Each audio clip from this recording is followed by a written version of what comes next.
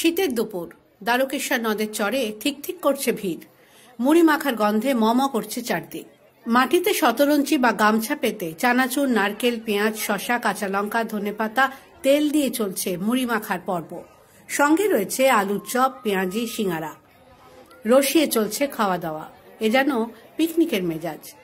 এটাই বাঁকুড়ার মুড়ি মেলার বিশেষত্ব। প্রতি বছর মাঘ মাসের 4 তারিখ বাঁকুড়ার কেঞ্জাকুড়ায় দ্বারকেশ্বর নদের সঞ্জীবনী ঘাটে চলে এই মেলা। হাজার হাজার মানুষ নদীর চরে ভিড় করেন।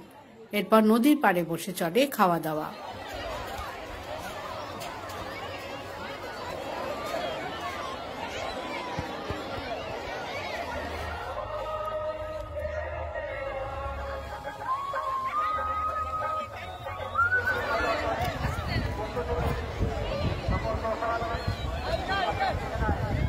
প্রতি বছরই আমরা মুড়ি মেলায় আসি। এই মাঘ মাসের 4 দিনে আমাদের এটা ফিক্সড ডেট। এটাতে প্রতি বছরই আমরা বালিডিয়ার থেকে আসি।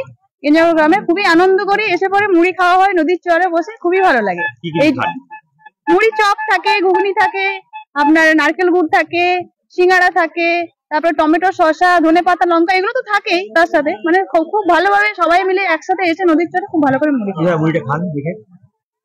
আমরা কোনোবার পাতা নিয়ে আসি, কোনোবার গামছা বেঁধে খাই। এবছর যেমন থালা বাটি নিয়ে এসেছি বাচ্চার জন্য, ওইভাবে খাওয়া হয়। একটা পিকনিক স্পটের মতন সবাই মিলে জড়ো হয়ে মুড়ি খেতে ভালো লাগে। কি কি খান মুড়ি? বেগুনি, চপ, সিঙ্গারা, জিলাপি, তারপর লং টং, মানে যা যা সামগ্রী থাকে মুড়িতে খাই। মুড়ির সঙ্গে লাল মাটির দেশ বাঁকুড়ার একটা নিবিড় যোগ রয়েছে। ইতিহাস বলছে সঞ্জীবনী আশ্রমে এক সাধক ছিলেন। তার সুরেলা কণ্ঠে হরিনাম সংকীর্তন শুনতে দূর দূরান্ত থেকে এখানে অনেকেই ছুটে আসতেন।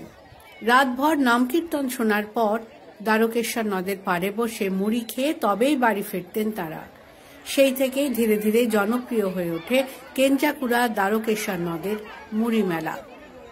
এখনো কেঞ্জাকুড়া ছাড়াও 15 থেকে 20টি গ্রামের মানুষ মুড়ি মেলায় ভিড় করেন, খাওয়া দাওয়া করেন, সঙ্গে চলে গল্পগুজব, আর এখন সেলফি তোলা তো আছেই।